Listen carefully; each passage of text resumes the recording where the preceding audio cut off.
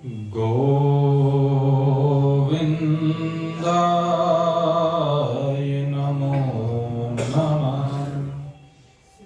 श्रीकृष्णाय वयं नमः। नारायणाय नमोस्तुते। संन्यासस्तु महाबाहो दुःखमाप्तं योगतः। योगयुक्तो मुनिर्ब्रह्मा न चिरेणाधिगच्छति।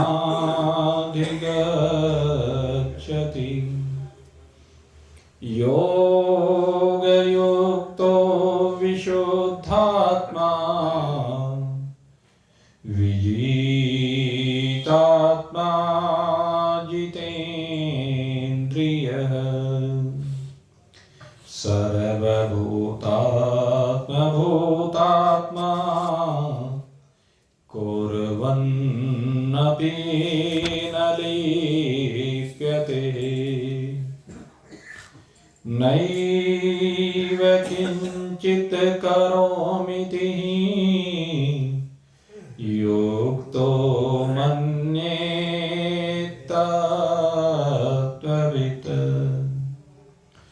पश्यन् श्रवणं स्पर्शनं जिघ्रन् नाश्नन् गच्छन् स्वपनस्वसनं। प्रलपन विसृजन ग्रहणं निमिषनपि।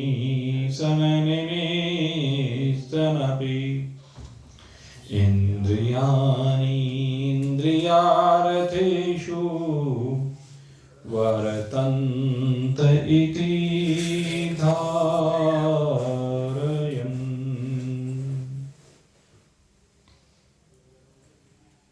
उपस्थित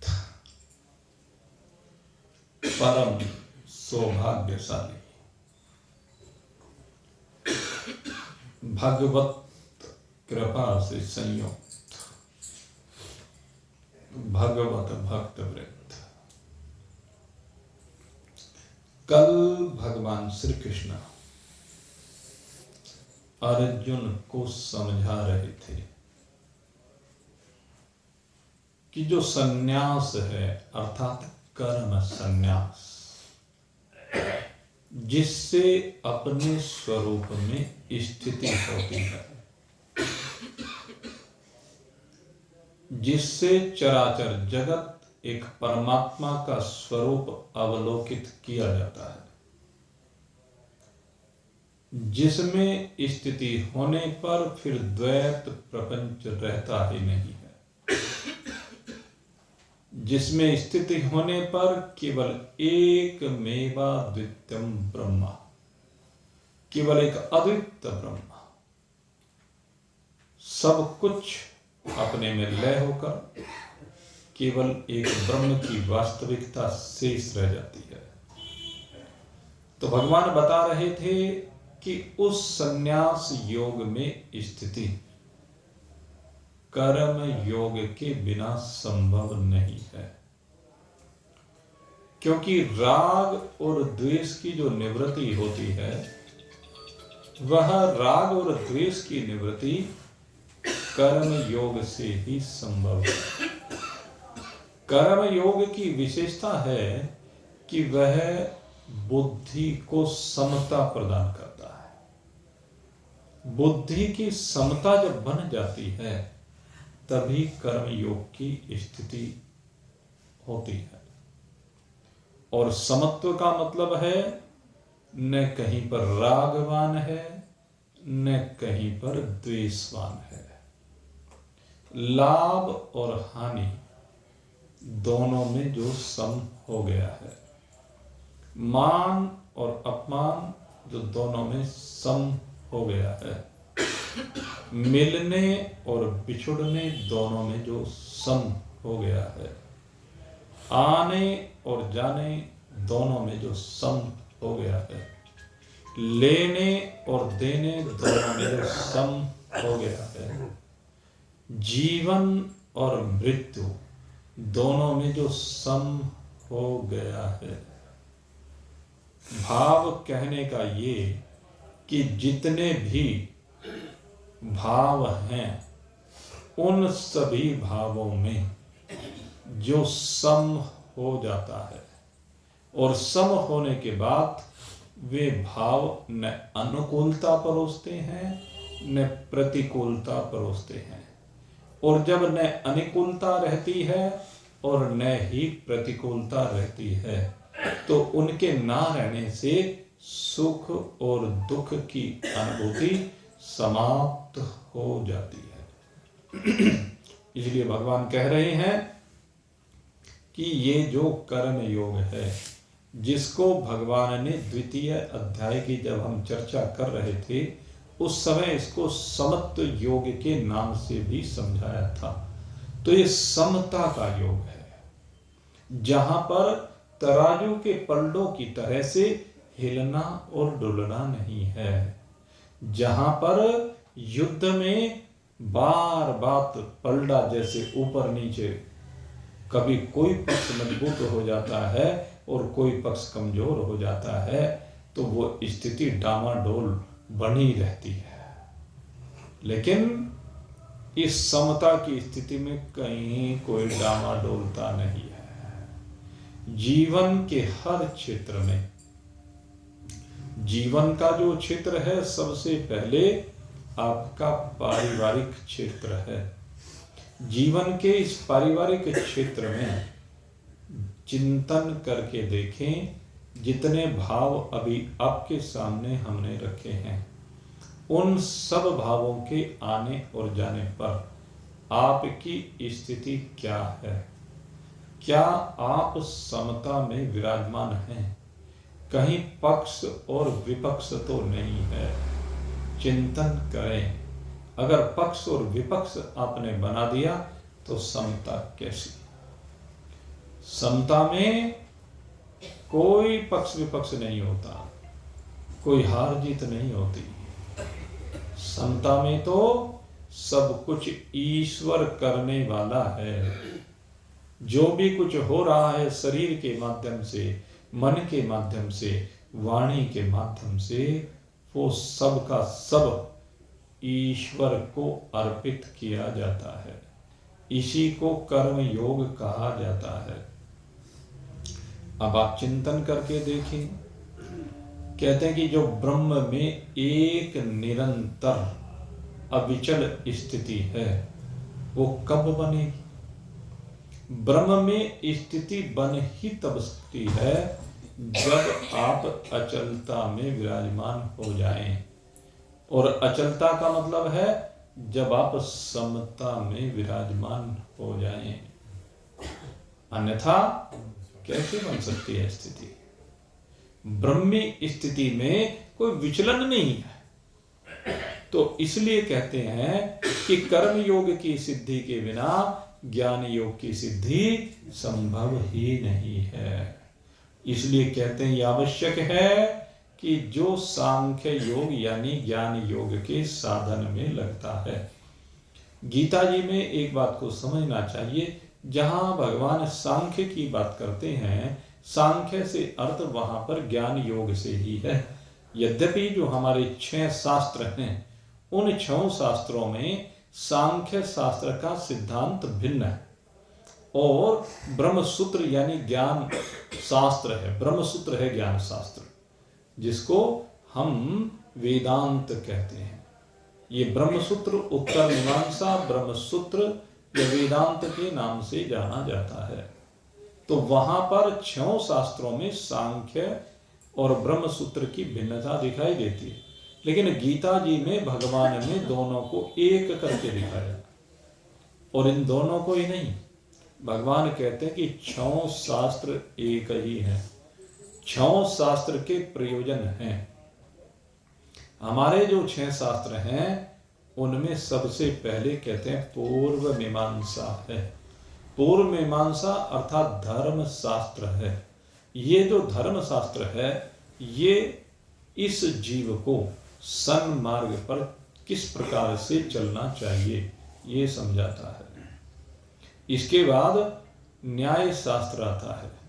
ये जो न्याय दर्शन है ये भाई बड़ा विचित्र दर्शन है और इसमें अच्छे अच्छे पंडित, अच्छे अच्छे विद्वान कहते हैं उनकी बुद्धि खराब हो जाती है।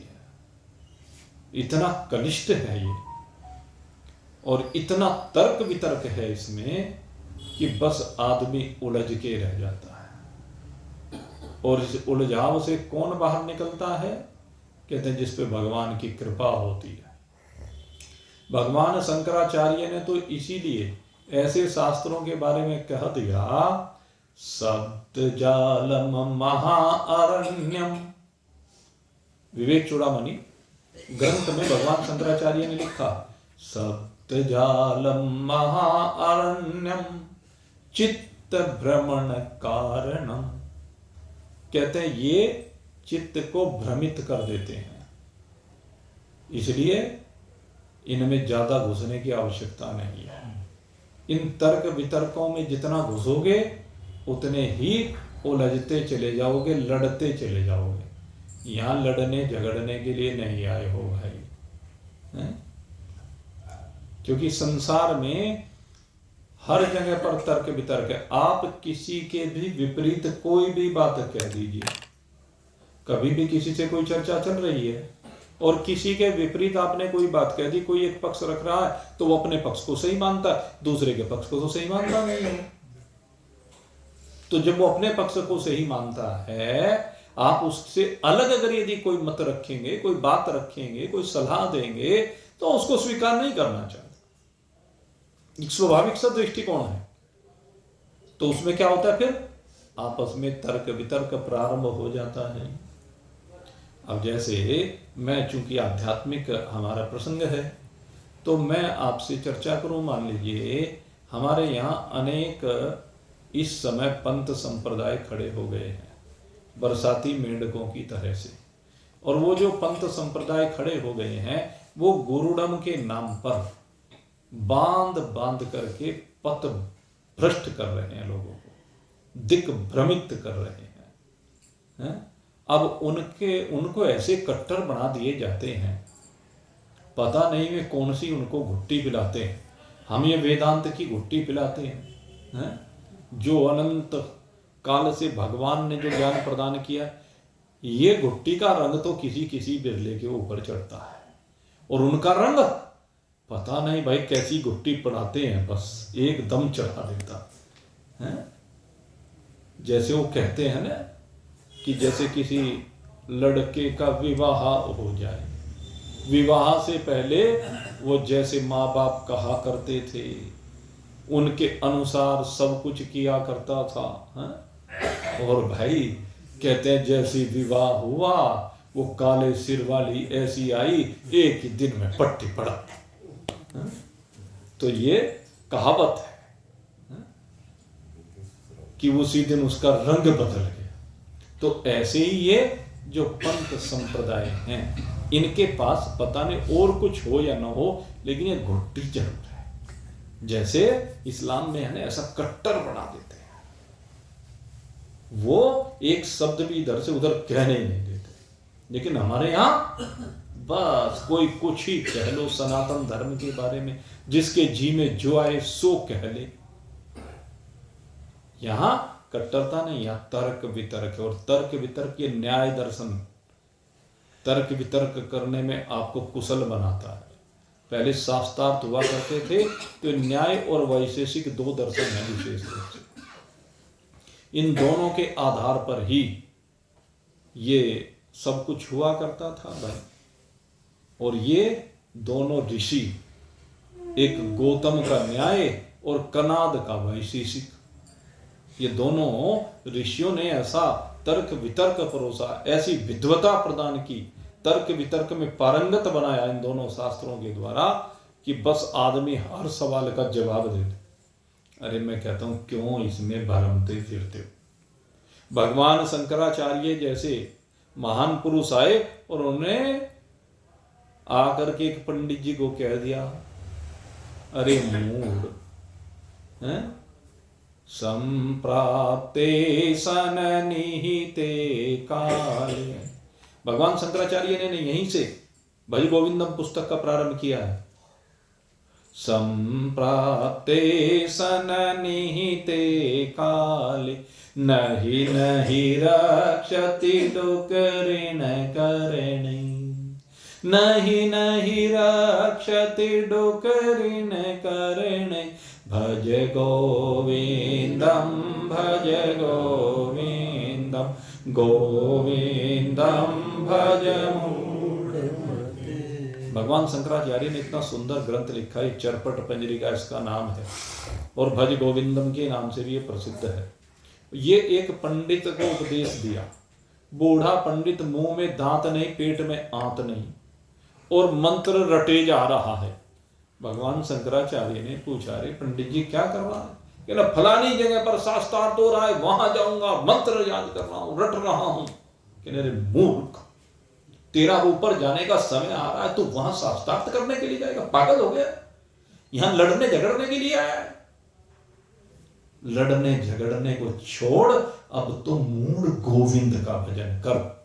तो वही बात मैं कहता हूं, किसी के साथ बहस करने की आवश्यकता नहीं है। संसार में कोई भी मत वाला मिले, पंथ वाला मिले, संप्रदाय वाला मिले, अपनी बात कही, किसी ने मानी तब ठीक है, नहीं मानी तब ठीक, अपना क्या, सीधी सी बात है। बहस के चक्कर में पड़ने की आवश्यकता नहीं है। तो उन बहस से अलग हट करके जितने समय बहस करता फिरता है, उतने में गोविंद का भजन कर, उतने में अपने तार गोविंद के साथ जोड़, उतने इतने समय में इस दिल को उस दिलदार से लगा। तो हमारे शास्त्रों की यही विशेषता है। न्याय और वैशेषिक दर्शन आपको तर्क बुद्धि तो प्रदान करते हैं, लेकिन आपका कल्याण नहीं कर सकते। तो कल्याण के लिए आगे जाकर के ये 3 शास्त्र आगे आते हैं। सांख्य शास्त्र जो कपिल भगवान ने देवहूति को प्रदान किया, इसमें प्रकृति और पुरुष के माध्यम से भगवान ने आत्मज्ञान को प्रदान किया है। इसके बाद योग दर्शन आता है, जिसमें महर्षि पतंजलि ने किस प्रकार से चित्त को एकाग्र किया जाता है। क्योंकि ज्ञान तभी ठहर सकता है जब चित्त एकाग्र हो जाए। अगर चित्त एकाग्र नहीं होगा तो ज्ञान नहीं टिक पाएगा। उसी के बाद फिर ज्ञान की बात होती है, अथातो ब्रह्म जिज्ञासा। अब इसके बाद ब्रह्म की जिज्ञासा होती है, और ये ब्रह्म की जिज्ञासा कहां से परिपूर्ण होती है? कहते हैं ब्रह्म सूत्र बनाया, जन्मादर्शयत्। कहते हैं जिसमें किसका ज्ञान है? कहते हैं जहां से ये प्रतीत हो रहा है कि कैसे इस जगत की उत्पत्ति हो रही है, अवतरण हो रहा है, कैसे जगत स्थिर होकर के पालित हो रहा है, और कैसे जगत लय को प्राप्त होता है। कहते हैं जिसमें ये सब हो रहा है तद ब्रह्म। तो उसमें भगवान वेद व्यास जी समझाते कि वही ब्रह्म है। तो उसको तुझे समझना है, और वो ब्रह्म कोई दूसरा नहीं है, वो ब्रह्म तू ही है। तत्त्वमसि तत्त्वमसि तत्त्वमसि। तो ब्रह्मी है, तेरी वास्तविकता ब्रह्मी है, और केवल तेरी नहीं, सबकी वास्तविकता एक ब्रह्म ही है। ब्रह्म से अलग कुछ है ही नहीं। कपड़े पर बने हुए चलचित्र, चाहे 1 लाख चित्र बने हुए हो, लेकिन सबकी वास्तविकता कपड़ा ही है। ऐसे ही हम सबकी वास्तविकता एक परमात्मा ही है। परमात्मा से भिन्न किसी की कोई वास्तविकता नहीं है। तो ये ज्ञान की पराकाष्ठा है। लेकिन कहते हैं ज्ञान कैसे टिकेगा? तो कहते हैं उसके लिए पहले समत्व योग चाहिए। जब तक समता नहीं होगी जीवन में, तब तक ज्ञान योग सिद्ध नहीं हो सकता, ये संन्यास सिद्ध नहीं हो सकता। यही बात भगवान समझा रहे थे कि जब तक कर्म योग के द्वारा, इस समत्व योग के द्वारा राग और द्वेष जीवन से नहीं जाएगा, क्योंकि राग और द्वेष ही आपको शुद्ध बनाते हैं। ज्ञान योग के द्वारा ही आप निर्विघ्न उस स्थिति में पहुंचते हैं जो सर्वोपरि स्थिति कही गई है। लेकिन ये ज्ञान योग इस कर्म योग से सिद्ध हो रहा है। अंतःकरण निर्मल इसी से होता है। और कहते हैं तो ज्ञान योग का उपदेश तो प्राप्त कर ले। कल भी इस बात के ऊपर चर्चा की थी, लेकिन तेरे अंदर विषय विकार बने हुए हैं। ज्ञान तूने सुन लिया, समझ में भी आ गया, लेकिन वो अनुभूत नहीं हो पाता जब तक विषय बने हुए हैं। और विषयों की निवृत्ति जब तक कर्म योग नहीं होगा, कर्म योग से चित्त शुद्ध नहीं होगा, तब तक संभव ही नहीं है। इसलिए पहले अपने आप को पवित्र बना। भगवान कह रहे हैं कि योग युक्तो विशुद्धात्मा विजितात्मा जितेंद्रिय। कहते हैं जो योग युक्त होता है, योग से युक्त, योग माने यहां पर कर्म योग की बात कर रहे हैं। जो कर्म योग से युक्त होता है वो विशुद्ध चित्त वाला, वो आत्म स्वरूप वाला विजीत आत्मा। वो किसको जीत लेता है? अंतःकरण को जीत लेता है। उसका अंतःकरण भटकता नहीं है, उसका अंतःकरण विषयों की ओर दौड़ता नहीं है, उसका अंतःकरण एकाग्र हो जाता है, उसका अंतःकरण केवल एक परमात्मा में टिक जाता है। उसके अंतःकरण की समस्त वृत्तियां परमात्मा का, हर वृत्ति परमात्मा का एक जैसी होती चली जाती है। उसको कहते हैं विजितात्मा।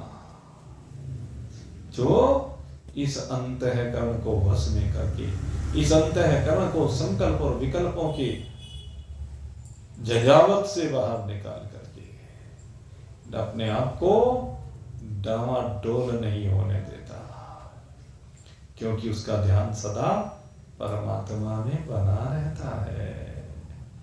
तन दुनिया में रह भले, तन दुनिया में रहे भले, मन हरि चरणन ध्याय।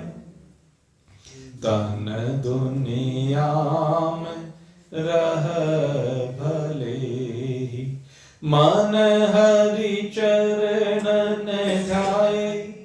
कहत कबीर सुनो भाई साधु, कहत कबीर सुनो भाई साधु, सहज मुक्ति को पाए, ऐसे मन को लगाए, जो मन के लगाए हरि पाए।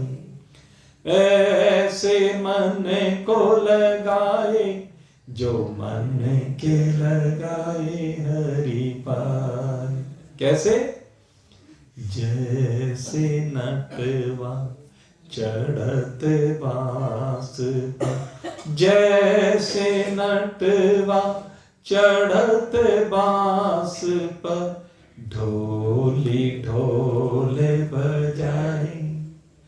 जैसे नटवा चढ़त बांस पर, ढोली ढोल बजाए।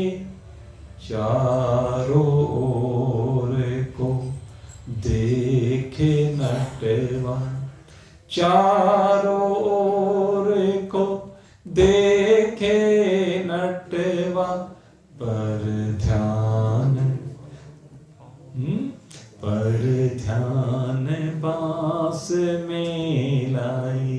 हाँ, पर ध्यान बांस में लाए, ऐसे मन को लगाए, जो मन के लगाए हरि पाए। एक नट होता, खेल दिखाने वाला होता, दोनों तरफ को बांस लगाता है, और बांस को गाड़ करके उन दोनों बांसों के ऊपर बीच में एक रस्सा बांध देता है और उसके बाद वो उस रस्से पर चलता है।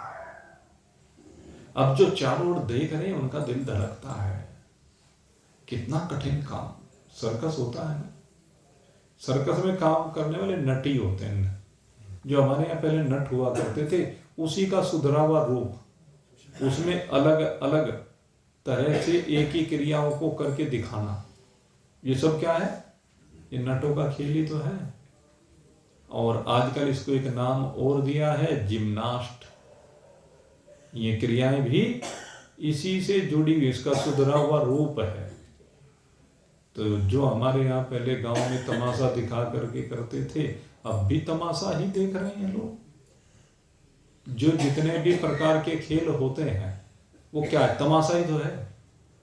लोग भावनाएं जोड़ देते हैं उसके साथ, है क्या? उससे होना क्या है? एक मनोरंजन के अलावा क्या है वो?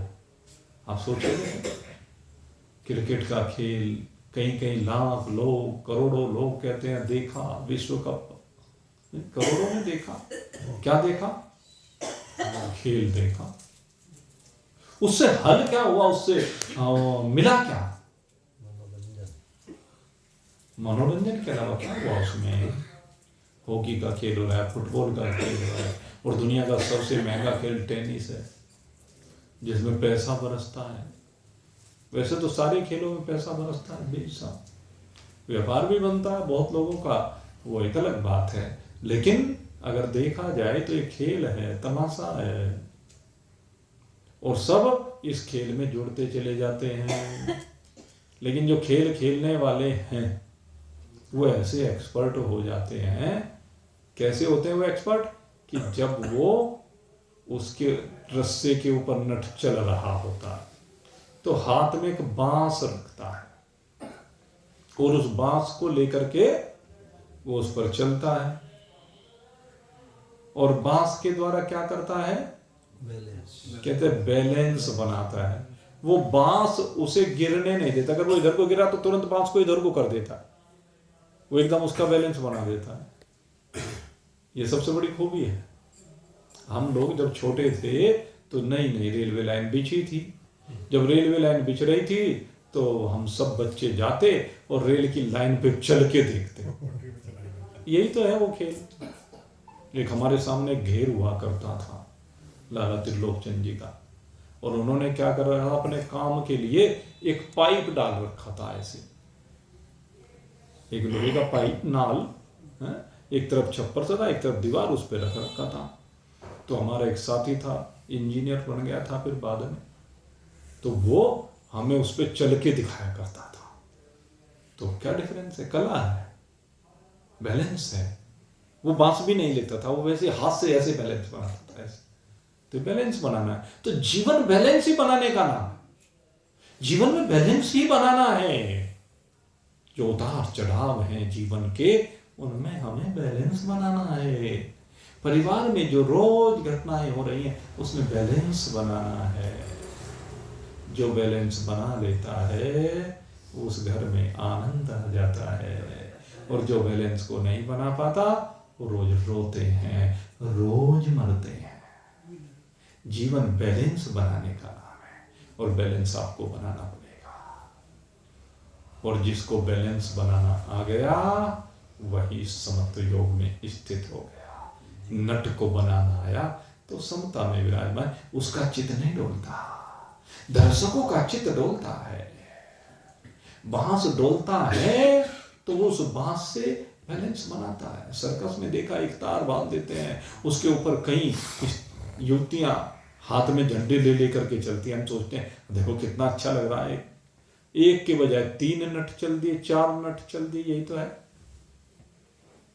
और वे सब के सब उस झंडे के द्वारा बैलेंस बनाते हुए पहले ऊपर चढ़ते हैं, फिर ऊपर से नीचे इतनी तेजी से फिसल करके आते हैं उल्टे ही, लेकिन उसमें भी बैलेंस बनाते हैं।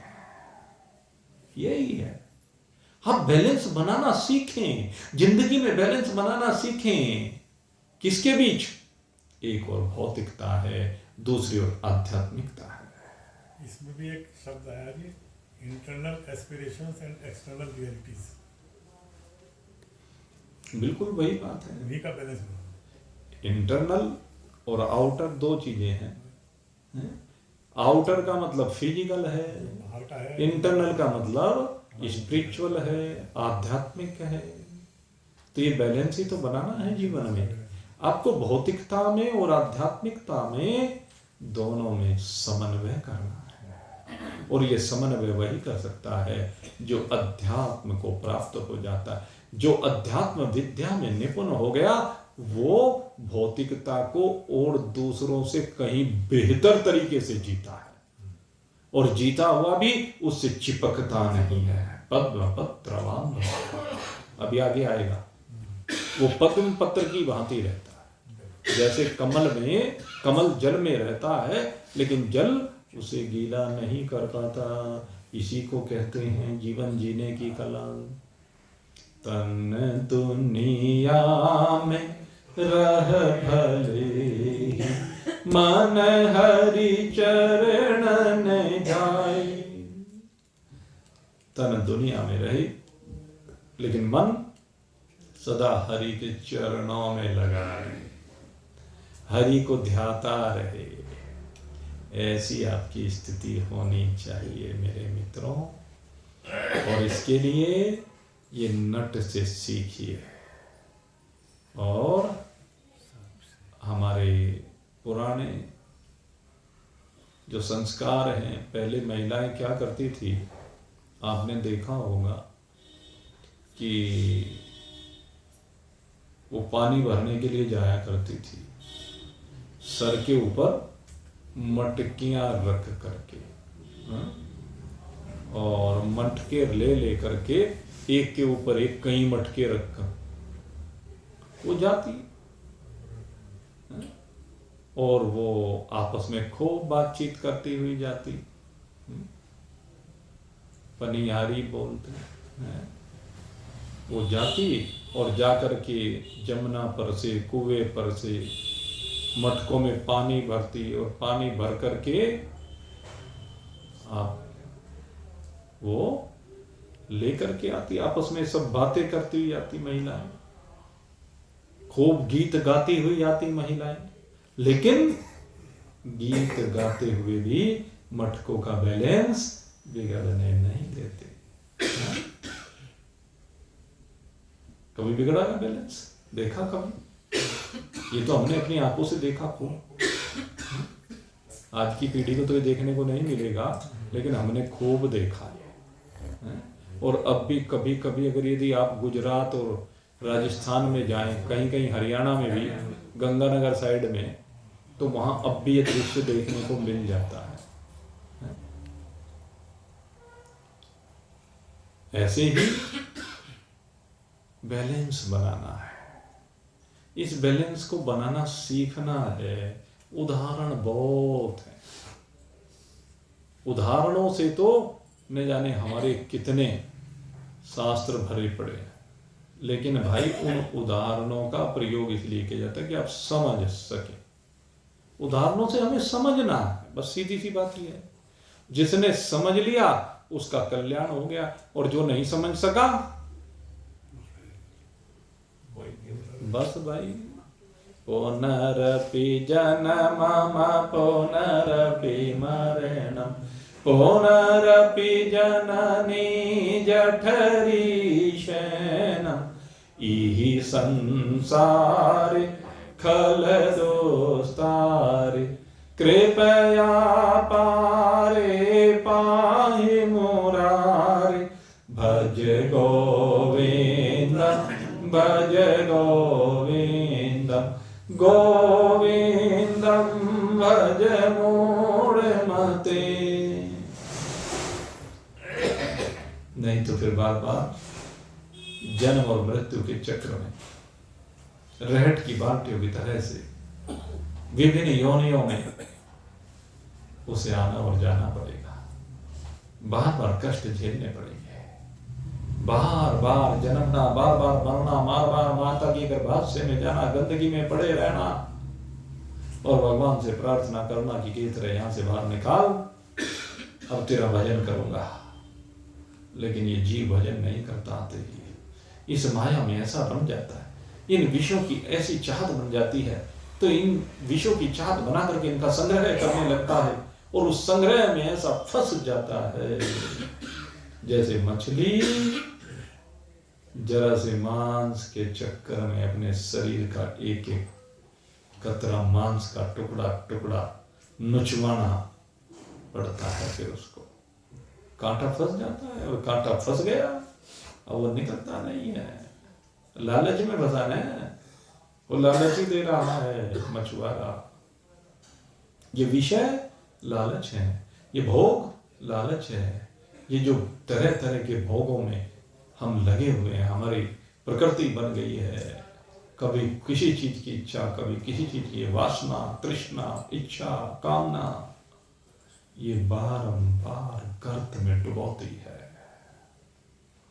इसलिए मेरे मित्रों, निकलिए इससे बाहर। भगवान कह रहे हैं योग युक्तो विशुद्धात्मा विजितात्मा जितेंद्रिय। सबसे पहली बात यही कही कि आप अपने अंतःकरण पर विजय प्राप्त कीजिए। अंतःकरण पर विजय किसने प्राप्त कर ली है? जिसका अंतःकरण भटकता नहीं है, जिसने एक रास्ता चुन लिया है। कौन सा रास्ता? परमात्मा का रास्ता।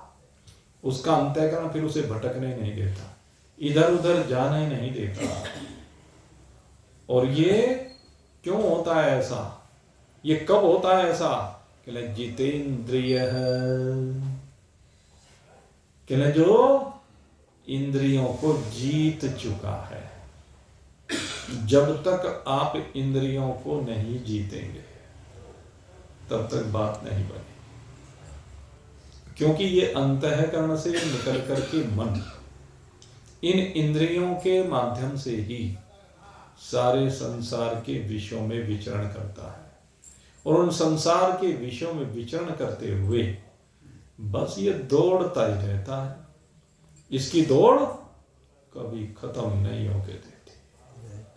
न जाने कितने लंबे समय से दौड़ रहा है, कब से दौड़ा चला आ रहा है, चिंतन करके देखें। किसी को पता है क्या? कितने जन्म हो गए, कितने युग बीत गए, कितने मनो बीत गए, कितने कल्प बीत गए। युग युगांतर कल्प कल्पांतर से लेकर के मेरे मित्रों ये श्रृंखला चली आ रही है। इस श्रृंखला को अगर समाप्त करना है तो जीत इंद्रिय है। अपनी इंद्रियों पर विजय प्राप्त करो, और इंद्रियों पर विजय प्राप्त करने के लिए क्या करना है? विषयों के वास्तविक रूप को समझना पड़ेगा कि विषयों का वास्तविक रूप है क्या, विषय है क्या। अरे विषय जहर है, और जहर को पियोगे तो मरोगे। जहर पीने से मृत्यु तो होती है। आप देखो, विषय ये दो शब्दों से मिलकर के बना है, इसका संधि विच्छेद करके देखो। एक तो विष, विष, और दूसरे ये विष माने जहर, और यह माने जो जहर है से विषय, वह विषय है। अब आप सोच के देखें, बिल्कुल स्पष्ट कहा जा रहा है कि ये विष, ये विष है, ये जहर है। अच्छा, संसार में ऐसा कोई प्राणी है क्या जिसको ये पता हुआ ना हो कि जहर क्या करता है? है कोई ऐसा? अगर जहर पियोगे तो क्या होगा? मरना पड़ेगा ना, सबको पता है, और फिर भी पिए जा रहे हैं जीने की इच्छा में, तो इन विषयों को पिए जा रहा है। जीने की इच्छा में तो इन विषयों को पिए जा रहा है। इस विष को पिए जा रहा है। ए बंदे तू जरा ये जान ले, ये जीने के लिए नहीं है। बंदे तू ये जान ले, ये जीने के लिए नहीं है। ये अगर तू पिए जा रहा है तो बारंबार मरे जा रहा है, बारंबार मरे जा रहा है। अब ये तुझे निर्णय करना है, अब ये निर्णय तुझको करना है। तुझको जीना है या मरना है, तेरे को निर्णय करना है कि तेरे को जीना है या मरना है। और मरना कोई चाहता नहीं है यहाँ पर। आज तक किसी ने चाहा है क्या? मरना यहाँ पर कोई चाहता नहीं है आज तक। जब आज तक नहीं चाहा तो आगे कौन चाहेगा? लेकिन फिर भी मरे जा रहे हैं। यही तो है, मरे जा रहे हैं। सारा खेल हो रहा है मेरे मित्रों, समझिए। विष ये विष है। अगर मरना नहीं चाहते, जीना चाहते हो तो छोड़ो इसको, तभी जितेंद्रिय होगे। और ये कब है? सर्वभूतात्मा भूतात्मा। अपनी वास्तविकता को समझोगे। आपकी वास्तविकता क्या है? सर्वभूत भूतात्मा। क्या आपकी वास्तविकता समस्त भूतों की जो अंतरात्मा है वो आप हो। सबकी अंतर आत्मा आप हो, परमात्मा। परमात्मा मान लो आप अपने को मानते हुए डर लगता हो तो। अगर ये लगे, शुरू में डर लगता है अहम ब्रह्मास्मि कहने में, अरे भाई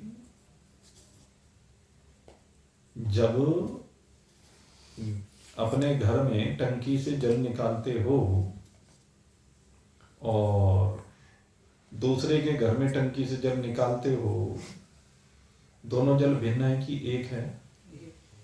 नदी में बहने वाला जल, समंदर में रहने वाला जल, पहाड़ों पर बर्फ बन करके विराजमान जल, सब एक ही जल के भाग है।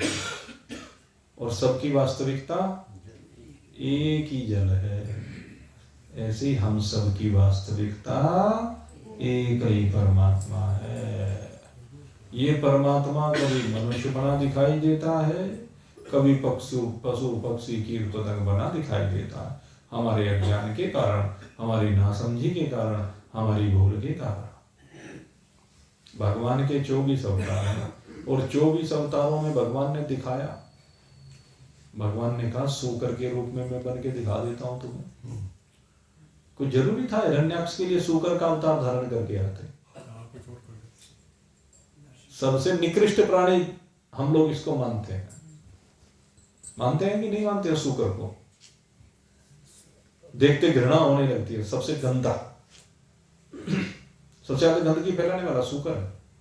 Natural sweeper. तो आप चिंतन करें। लेकिन भगवान ने वो अवतार भी धारण करके बताया